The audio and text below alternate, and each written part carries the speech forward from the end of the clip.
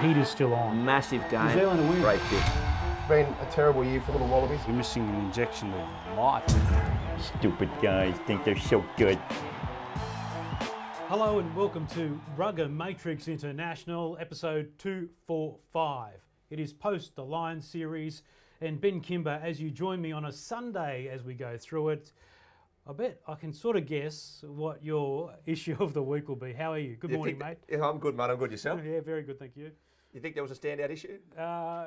Just maybe, just maybe. All right, mate. What is Ben Kimber's strike issue of the week? Mate, firstly, let me say, be careful what you wish for. I've been saying all prior to the series and during the series, what I wanted was 1-1, and I wanted to go down to the 80th minute to get a result. I almost got what I wished for. The tension was there, but the result was not in the end with a draw. I think it's quite obvious what the issue of the week is were the All Blacks dudded? Quite a controversial moment there to close out the game. A lot of confusion on the field. The referee in the midst of it going up to the TMO and back. The players weren't sure what was going on.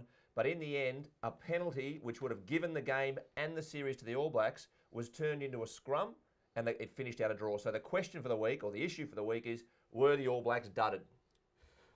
It's a good question. I think in the last moments of the game when the referee made the decision, then reversed it, it became absolutely incredible, the outpouring of outrage from one end of the camp. The other, I think people on the other side of the camp too sympathised with the All Blacks, but Warburton did a brilliant job on the referee, and we can talk about that later on. I'm going to say, yes, the All Blacks were dudded because the wrong decision was made at the end. That is separate to the argument that everyone else makes, says, well, what about all the other issues earlier on? Forget that. It came down to that last play. They were given a penalty. It was taken from them, I believe, wrongly. And in the end, they still had to kick the goal. And it wasn't a gimme. But I do say the All Blacks were robbed at the end. I agree with you, Ben Kimber. I hadn't said they were robbed yet. I'd asked the question. Oh, robbed?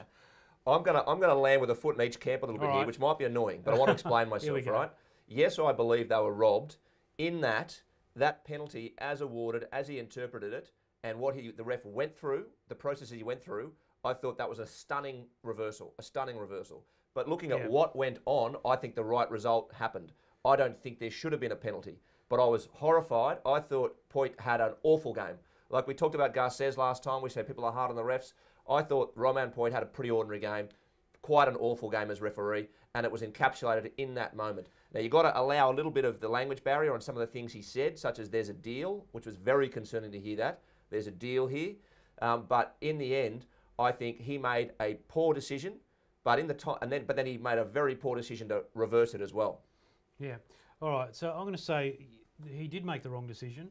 The laws of the game clearly state that he's played at the ball. So it wasn't accidental. It would have been a reflex action, which I think people are getting confused with, but he caught the ball. That is a physical action to engage with the player and the football. That means that in an offside position, he played at the ball, thereby denying the All Blacks an advantage. And we'll talk about Anton Leonard-Brown's running through in a second, but I believe the decision was wrong. He had the decision right in the first place, but the backflip to me made the game farcical, and the IRB, or World Rugby, needs to come out, and this is where rugby struggles, Ben, needs to come out with the referees and sit them in front of the press and say, what the hell is going on? Rod Kafer said after the game in Sydney, in the Waratahs game, that he liked this sort of grey area where rugby sometimes isn't so clinical. I disagree, because the players go out there every week expecting to play the game to a certain set of laws. Rugby prides itself on calling them laws, not rules. And for them not to get them right in it was a very simple process, to me was an outrage, and this needs to be followed up publicly. I just think you can't brush it under the carpet. No, I don't think so. To talk specifically about what happened there, right? Stunning, it was 15 all Blacks come back and kick off. The ball goes up, Liam Williams goes up, Kieran Reid clatters into him. The ball comes off Liam Williams' face, he's turned almost his face, bounces into the hands of Owen, who grabs it and then releases it. No, he grabbed it and brought it into his hands. Yeah. But the point I really want to make here is about interpretation, which is where the referees are at the centre, right? Clearly and obviously. But I read a couple of these stories that have come out overnight. SA Rugby referees side, a guy had a good run through. Law 11.1 offside in general play. Law 11.6 accidental offside. Law 6.8.7 referee consulting with others. 6.8.6 referee altering a decision. Right. Went through all that. Also a guy called Bodley, I think, on Wales Online, their referee expert. Oh. They went through it all. And Jonathan Kaplan wrote a piece. And to be frank, they didn't all agree. So what it is about interpretation. My point. I think if the referee had called straight away scrum accidental offside, you could have made a strong case for that. I think you could have made a strong case for that. Yes, he caught it, but he was in no way intentionally playing at that ball. It hit him and he reflexively caught it, right? So he couldn't tell. Had that come off Kieran Reid's hand? He couldn't tell in that moment. There was a point made by one of the guys. I thought that was accurate. All right, so but Ben, can I just jump in there? When you said I raised the reflex thing. He caught the ball, so that's still an action. If he went like this, I would have been happier. But that's very different to him reaching out to grab an interceptor pass, right? He caught the ball. It's interpretation. No, he caught the ball, Ben. He did, and then dropped it, but it hit him in the chest. So 2 actions. It hit him in the chest. He didn't go to play at the ball. But I think you could argue that could be accidental offside. But the referee looked at it, saw it, called it, went up to the TMO. Now, he's not, in theory, supposed to go to the TMO, but I think he was valid in doing that because was Kieran Reid's challenge fair was the major question there, right? We'll talk about that in a second. But he goes upstairs. He is told unequivocally by George Ayoub, the video referee, that he agrees that, yep, what you saw, what you've just told me is correct. Yes, the accidental offside. Yes, the penalty is correct. You are good to go. And then he walks away and somehow comes up with a deal where it's a scrum. I thought that was stunning. I think you could have challenged his call, but he made the call, got it validated by the TMO, and then went and changed his decision. I thought that was outrageous. Yeah, so Warburton was involved here as well at the end. And then, of course, Kieran Reid came back and said, no, you made the right decision. Basically, it made the right decision in the first place. So that's the big issue, Ben. The decision was made, and then the backflip was just totally unnecessary. And I'm going to say that if this happened to the Lions, I would be saying the same thing. There's no motivation from us to back either team because we just wanted a great series and we got it. But in the end, I believe it was a diabolical ending to the Test series. They still had to kick the goal, but other than that, let's go through some other. It would have changed history. It would have changed history. What's that? I mean, that clearly, an All Blacks 2-1 win, pressure on the All Blacks, the Lions, part in history, absolutely changes everything. Yeah, I still think the Lions would have got a lot of credit by playing the match out as deeply as they did into that third Test and the whole series as well. And you saw the tweet that you sent out the other day with the Lions fans getting behind it. Yeah. But it was such a shame that this all came down, and we spoke about this. We said, we hope it won't, but the referee will have an impact on the game. Yeah. That's the big issue for the game. That's why I think they need to have this out. I'm not saying an inquiry and a court case and all that sort of stuff, but what we need to do is just work it out. What's going on with the game? We need better referees. I've always been on about 2 referees. The offside line was a debacle all through the series, impacting on both sides, but in particular the Lions offside. I wasn't happy with that. But in the end, to see this come down to this decision and the backflip was just a sad end, and I think a blight on the game because the players play their guts out and deserve all the credit. I think that's a fair position to take. I just want to make a couple more points on the incident itself, right? Because there's a bit more that goes on there that we haven't mentioned. The reason I said interpretation as well is because I think it goes back to our discussion around the end of Test 2, right? A controversial decision there, I thought, to award a Lions penalty with Sinclair being tackled by Famuina. One of those situations where you say, letter of the law, yep, that's a penalty. Ref's interpretation of the game probably shouldn't be. Very unfair penalty. And how many times in this case, I'd agree with that point too, but he did make the call. Everyone's talking about advantage as well. He should have played advantage. If it was accidental offside, he should have played advantage. Yeah. Anton Leonard-Brown did not have the line open by any means, right? Webb bounced off him and didn't really make an effort because the whistle had blown, and I think Farrell was back there. That was by no means a dead set try in begging, but it would have been All Blacks on the front foot inside the 15, potentially Leonard-Brown under the posts. They did have the advantage. But the reason I also think, 2 more points to make. One is, I would have penalised Kieran Reid for his challenge on Liam Williams. I thought that was an unfair challenge, and it caused the ball to bounce off Liam Williams. Yeah. So I thought that one there, Jonathan Kaplan wrote this too. He said that was where it should have stopped. It should have been penalty lines. To flip-flop one more time, after that play, when he did call scrum, they called a scrum. How the All Blacks didn't get a scrum penalty, I don't know.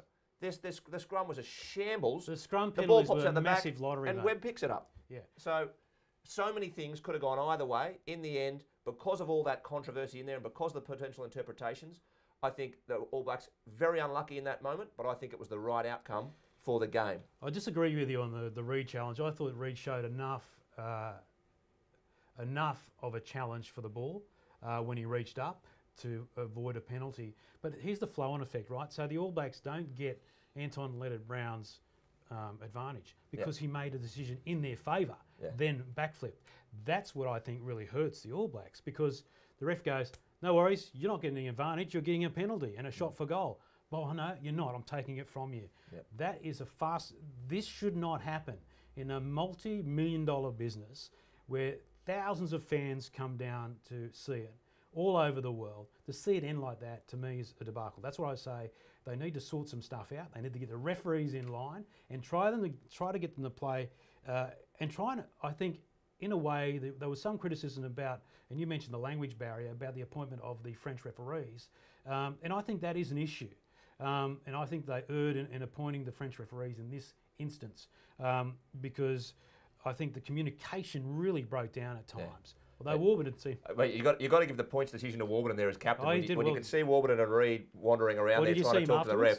One of the best ones was when the referee was making a call and he said, and number 16 was offside, and Warburton goes, black or red, sir? Just checking. and he went red. He goes, oh yeah, oh yeah, I forgot. Oh yeah, he did a good job, and that's a really good lesson. I mean, how to manage the referee. Yeah.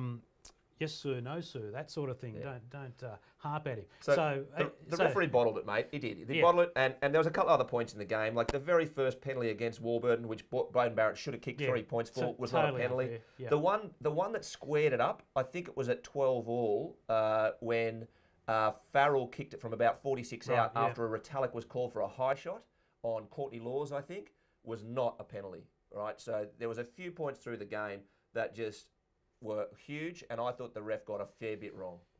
Yeah, he did, and like we said, unfortunately the referee played a massive impact in this game.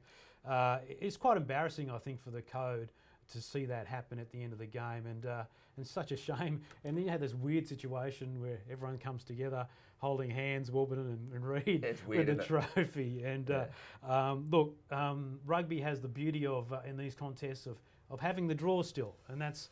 They had 3 test matches to determine a winner, and I always believe the Lions had a good program. They were building and building. Yeah. If we went to another test, they'd be on fire. And they did. They built in this third test. So to talk about the game in general, another excellent effort. You've got to applaud the series we got, and you have to applaud Gatland and the Lions. That's a moral victory for them. There's no question. To go down to New Zealand, Eden Park, the scene of so many fantastic All Black victories, the history there.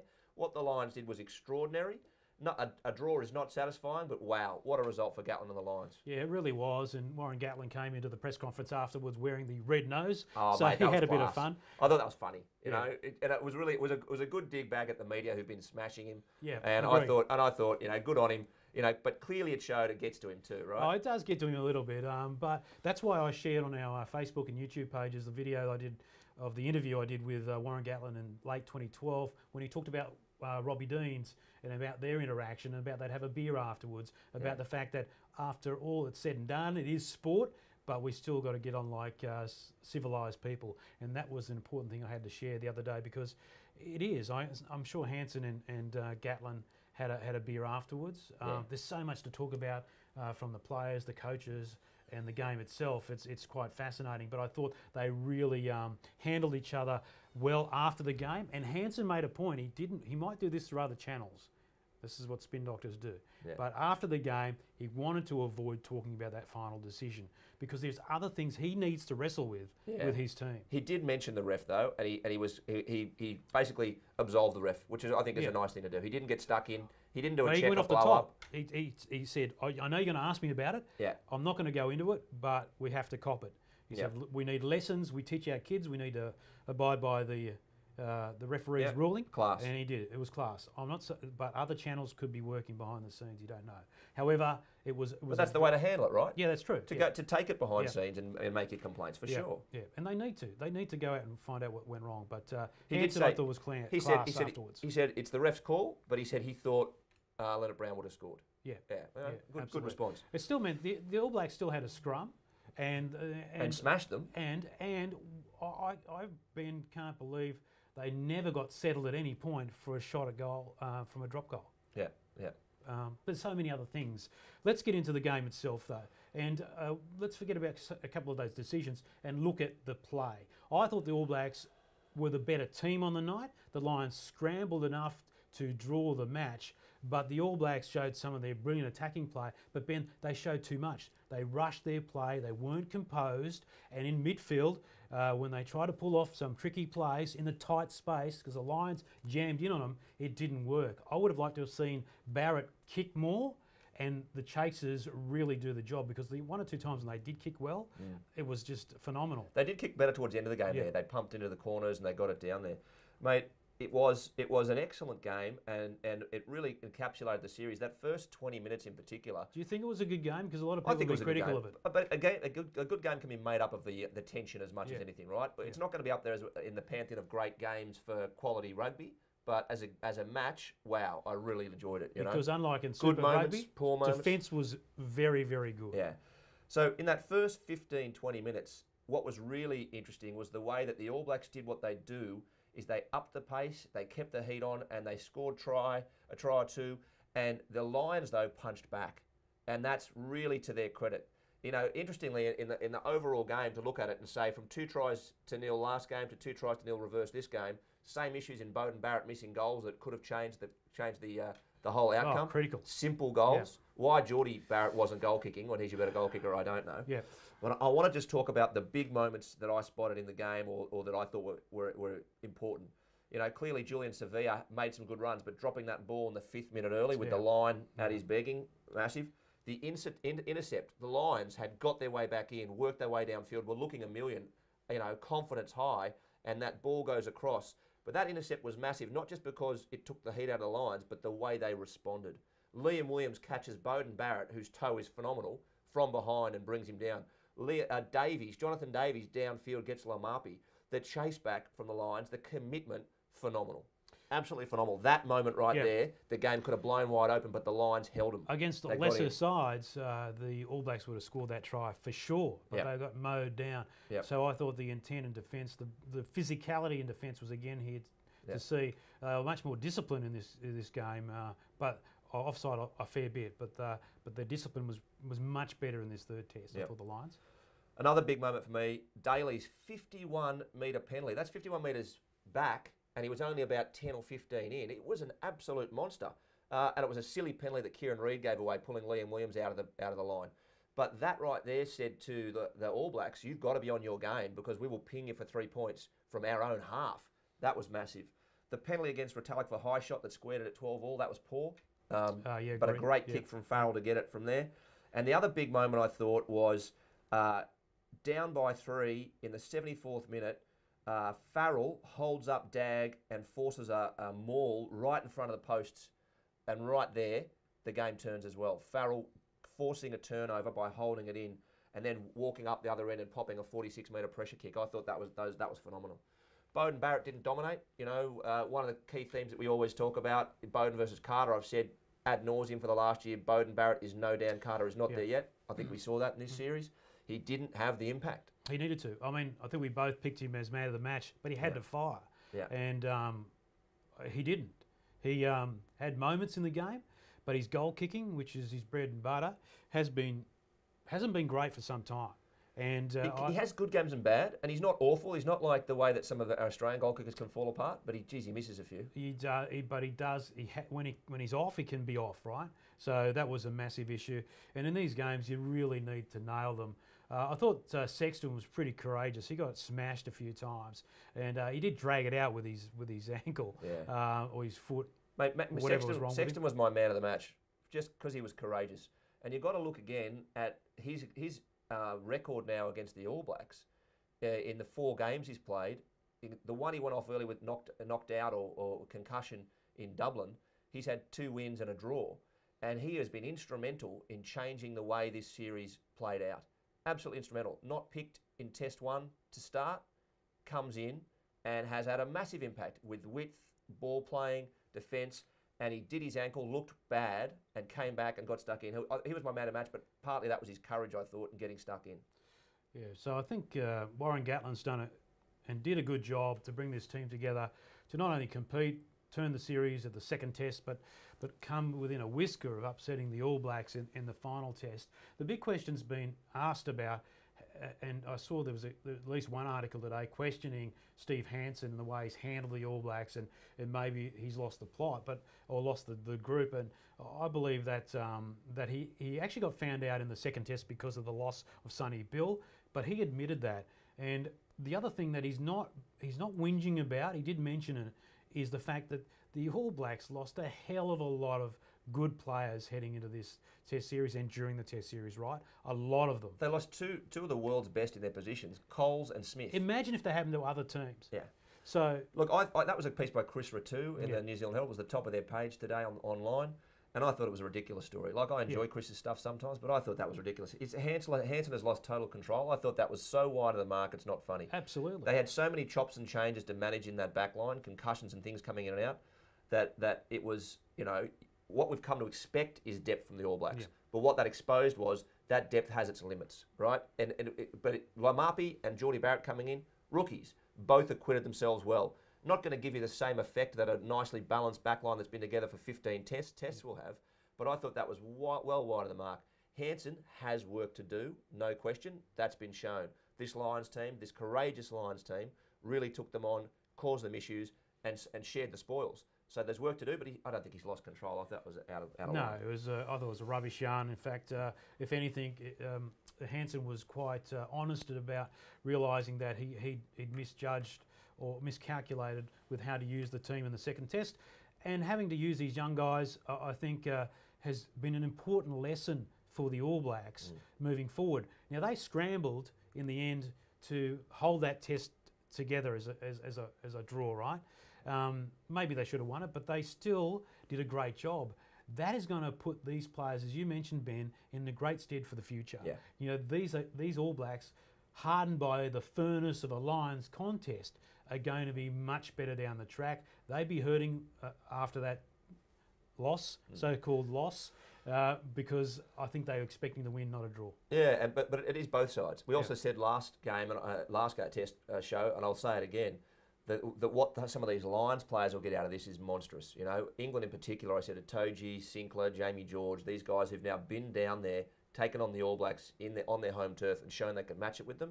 Wow, there's a lot that Eddie Jones will be rubbing his hands together. England players having come down here and tasted a bit of success will definitely be on the up, and same with all the other sides too. Yeah. And just all the home nations being involved in the series and tasting that, because that squad is massive, and they all would have felt part of it. Having been part of a Lions series in 2001 with the Wallabies, it is an amazing experience. And I was saying on the day, Benny, that the nerves heading into that series into Game 3 would have been enormous. Long live the Lions series, mate. Yeah, outstanding. It was fantastic. And we said at the start, but look, this drawn series is a moral victory for the Lions and a great supporter of the concept. But it was really rammed home for me when I went and I've done my moment of the series, player of the series, and team of the series. So I was having a good think. I went through all the players and the teams that played, and looking at the way that plays out really rammed home for me the difference we talked about from the Lions versus the All Blacks was the All Blacks as a machine, and they are a stunning machine, still kept moving, but the brilliant individual performances weren't quite there. The leadership of someone having a game well out of the box, still even in that third game, you couldn't point to one All Black in particular and say, wow, what a great game. Yeah. I would give that to Geordie Barrett for essentially a debut, even though he played Samoa. In the coming into the third and deciding Lions test, Geordie Barrett went very well, and absolutely. I think he is going to be around for a very long time. When the other Barrett produced the kick, I thought that he was on. He was on for the night. Yeah. But it didn't really work out that way. Well, they were saying how great that kick was. It was actually handled very well by Geordie, that cross kick. It was too big and too wide. He's 6'5" and happened to get up and throw it down. Yeah. But that would not have been the intention. No, he just had to get in the vicinity, which is fine. But it's the backup. There's a backup play by the All Blacks that was key, and backing up is just critical in those. And Lamapi did well in that too. That second try too, Lamapi's pop, that was fantastic. Yeah. The Lions' defence has been awesome. Drew 2 defenders, got the ball out to ALB, out to Geordie. That was an excellent try. But I think you saw how many times Smith had just shake his head after the All Blacks had win a set play and sent it wide, and they're just too tight in that channel, that midfield channel, just too much stuff going on. And they just coughed up the ball. I mean, it was just frustrating stuff, Ben. Any viewers who are into their stats or have access to good stats, I can't remember a game where the All Blacks knocked on so much. They dropped a fair bit of ball, and they just weren't as sharp. But that was also the pressure. It's pressure. So you've got to change the game. They needed to get wider earlier, much earlier. Because as I said, the Lions are... Like, I took 1 million screenshots of the game, and I can just give you, sir, your worship, I can give you heaps of evidence of just how that red line was just buckling out offside all the time. Yeah. And this is another argument which I've been on about how many referees should there be, and the blokes on the touch lines need to take care of the offside line so the referee can do the ruck properly, because they're not doing it right, and the offside line is the basis for a good game. Because if players are creeping offside during a big game like that, it makes a mockery of a real contest. You can't have that contest broken down, then want to have a scrum as a real contest and the line out as a real contest. That offside line needs to be fixed up at that level. And one of the guys I missed who it was in the earlier comments made a good point, which is around the line out too. Interestingly, over the series, the Lions line out dominated the All Blacks, beat the All Blacks. They had the better line out. Hansen clearly looked for an up-tempo line out. They were trying to get the ball in there so quickly, but the Lions were always pushing across, shouting, getting in their face and disrupting them. Jamie George threw a couple not straight, which meant that it was more even split between the two teams in the line out this game. But generally the line out was under pressure. But the Lions were really looking to exert influence there. Others will watch that. All right, so we've got to start winding up our show shortly, Ben. So what else do you need to cover off from the Lions series? I want to do moment of the series, player of the series, and the combined team of the series. Oh, okay. Geez, okay. So if you had to pick one team out of those two teams, what would it be? Right. And so for now, moment of the series, for me, and I'll put some posts up on our blog, and I'll look for your guys' input because you could pick a lot of different moments. For me, it was in a beaten team in that first test, Liam Williams' break that led to O'Brien's try up the other end. I thought that stamped these Lions as different from what everyone thought they might be. It really said, and it gave them belief that they could do things against this All Black side. And while they were beaten in that game, they would have taken a lot out of that, and it made us all think differently, I think, about what the Lions might bring. So that amazing try for the ages was my moment of the series. Yeah, I agree. It was a fantastic moment. Yeah. I said at the time, if you wanted to highlight, you couldn't get better than that. Yeah. Agreed. I'll throw another one in. Matchup of the series. Yep. Kane and O'Brien. Probably the All Blacks' best and one of the Lions' best. Going hammer and tongs around the park. You got to love good open side flankers, and they both had cracking series. That matchup right there was absolutely key for me. Yeah, don't mind that. I'll agree with you there as well. 2 out of 2. Player of the series. Now, this could be controversial. Why not? You were last week. There's a few in there. Kane was a standout All Black. Has to be considered, I think. Yeah, it was had a big series, but largely in defence. I think O'Brien, does a bit more in attack than Kane. Sexton changed the series when he got on board. Itoje claimed the series when he got on board. Changed the series. Both got in there and made significant impacts for the whole shape of this 3-match series. Murray was a standout the whole time, Connor Murray, and notice I'm naming more Lions than I am All Blacks in terms of player of the series. But the guy for me was Jonathan Davies. I thought he had an outstanding 3 tests. He came off a pretty ordinary performance, well not ordinary, but he wasn't firing in the Six Nations and his domestic tests. But to come in here in every game in attack and defence, no surprises that it was him chasing down that intercept, wrapping up Lamapi up the other end. No surprises that one of the hits he put on, I think it was Geordie Barrett, resulted in a turnover in a big moment. I thought Jonathan Davies was my outstanding player of the series. Again, I'd love to hear your thoughts, guys. Yeah, not a bad pick. I think there's I think Sexton was absolutely influential, and I think in many ways I would go for Sexton because in a way he sort of surprised them. You know, they were, Farrell was going to be the man for the while, and how were they going to get those two playmakers in their back line? Yep. And Sexton stood up, did a fantastic job, and was courageous in the third test. He was my man of the match in the third, and he would have gone close to player of the series. But for me, just Davies was immaculate, pretty much. So, yeah, great stuff. Last one then, and this is one, I will post this on our blog post, and I want you guys to name for me your teams. But the combined team, and to be honest, I found it was a bit of a draw for me. 15 players, I picked easily 7 All Blacks and 7 Lions, and then I had 1 spot left. But to go through it, I picked the All Blacks front row. I think the scrum dominance was more than the impact, say, of Vunipola had around the park. Vunipola had a great game around the park, Furlong around the park, but the scrum dominance was there. All Blacks front row. Second row, Retallick and Itoje. Very clearly the 2 standout second rowers. Back row, Kano, O'Brien over Kane because he has that attacking bent as well. And Reid. Reid as number 8. Faletau had good moments, but Reid consistent all the way through, got stuck in. So Kano, O'Brien, Reid. In the halves, I went for the Lions. Murray and Sexton in the halves. Better than Smith, I thought Murray went, and Sexton went better than Barrett. And that is not something I saw coming. Best player in the world last year, Beauden Barrett, outpointed this year. In the centres, I went for Farrell and Anton Leonard-Brown. Now, tough calls there on the All Blacks because they chopped and changed so much. The continuity and the consistency between the second and third test for the Lions put them in good stead, and I thought Farrell went well. So Farrell and Anton Leonard-Brown. In the back 3, I went straight away for Williams as fullback. Watson on the wing. Again, 2 guys I thought clearly outpointed in the back 3. The third spot was hard. So up to there, I had 7 All Blacks and 7 Lions.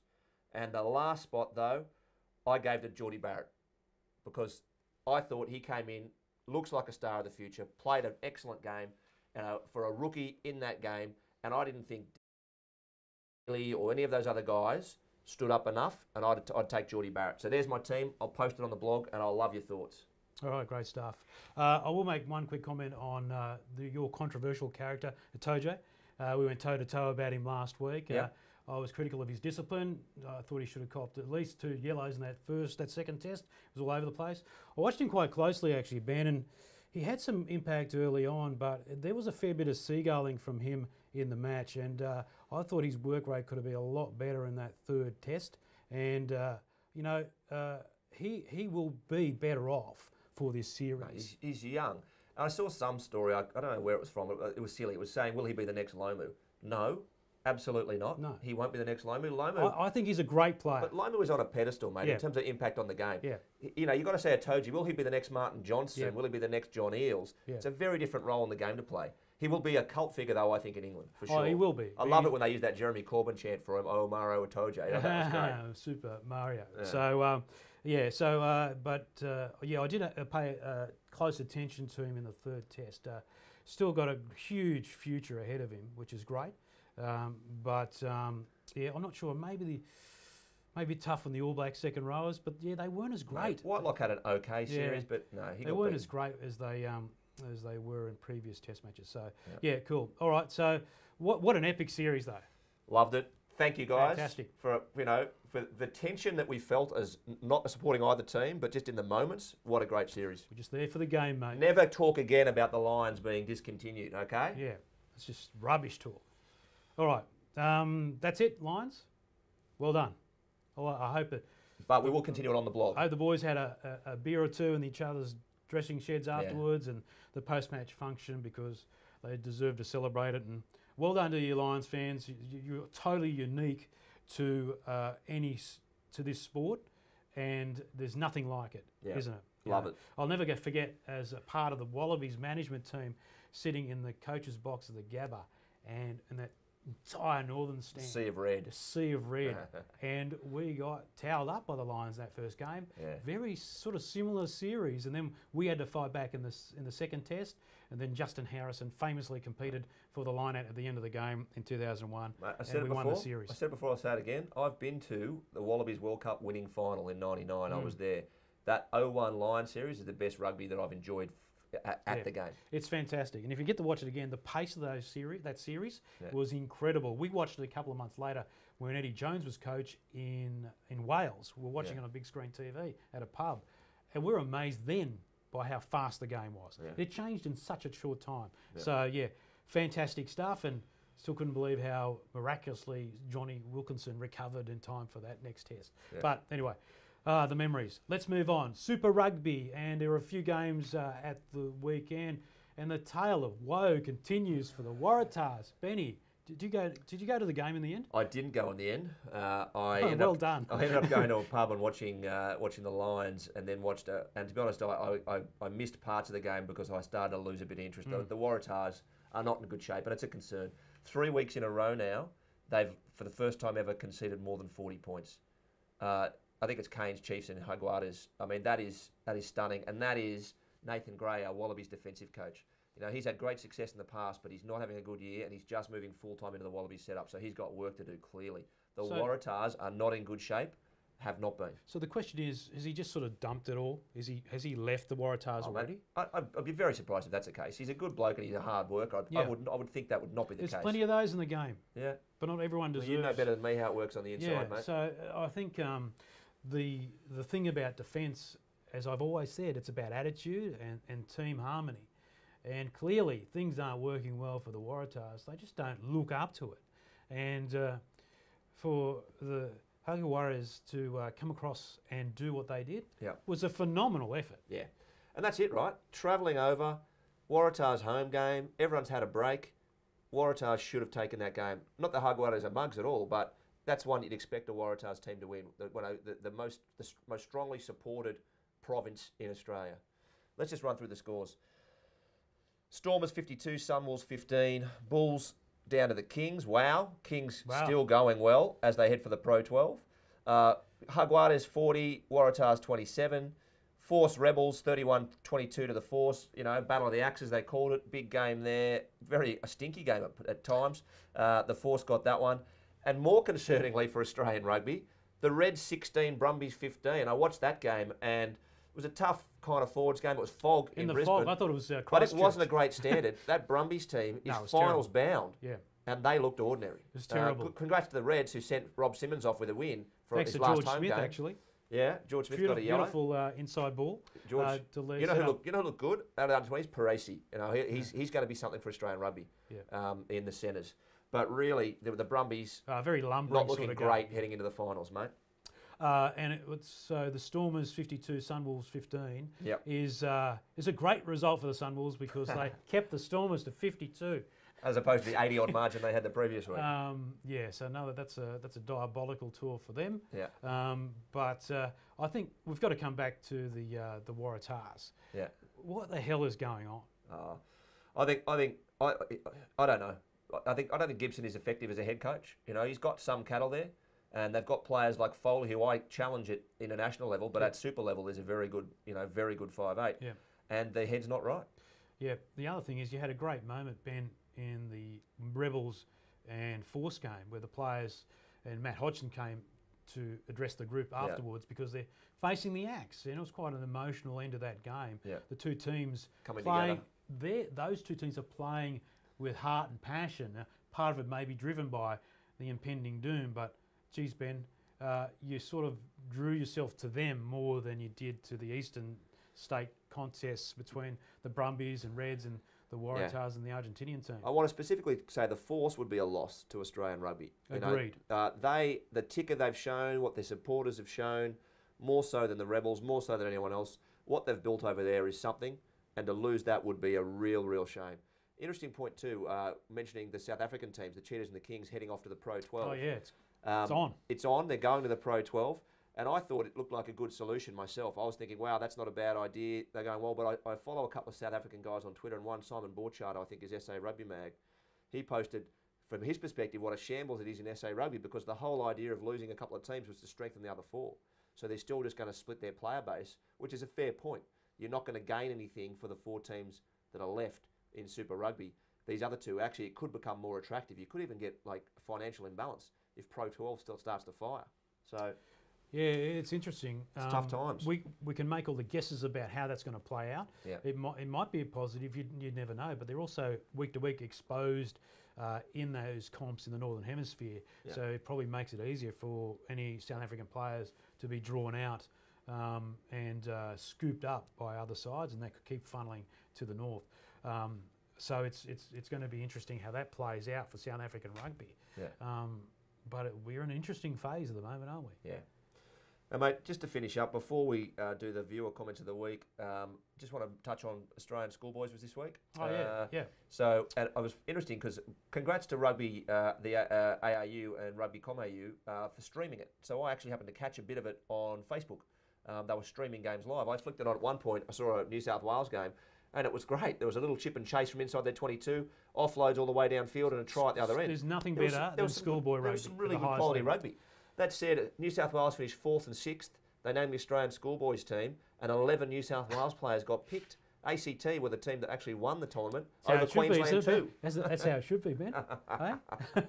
That's the way the game is played. Yeah, a lot of criticism for the selection of all these New South Wales players when they didn't make it through to the finals. Both teams missing out. So was the process a legitimate process? Yeah. You know, did you earn your spot? And that's now doing the rounds. And what everyone is saying is that, well, there you go. That's what's wrong with Australian rugby. Yeah. The New South Wales players get a free ride, whereas everyone else doesn't. If anyone out there watched it, we'd love to know how valid those selections for Australian schoolboys are. Or if you have an inside word on the school system at the moment and where we're at, because it will be interesting. We might pick it up again in next week's show. All right, Ben, anything else, mate? No checker watch, but I'll run through some viewer comments. And guys, heaps of comments this week. Love it. Please post. Let us know what you think. Share, comment, like, subscribe, all that stuff. You know it keeps us going. Shifty Zim, great post. Very fair post about what happened and spotted a bit of a lack of experience in some of the All Blacks play. Go Shifty. Chris Smith, who said, an utterly disgraceful and pusillanimous call by Poit. Best word we've had on a RuggaMatrix comment, I reckon. Piri Wilcox, who was raving about the battle that we saw between the teams. Bevan Smith, Stuart Evans, good comments.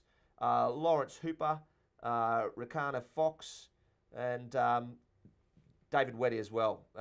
And a good comment by Dave Panicock, who talked about the 50-50 passes and too much going on the All Black side. Some really, I've seen comments out there about New Zealand whinges and all that kind of stuff.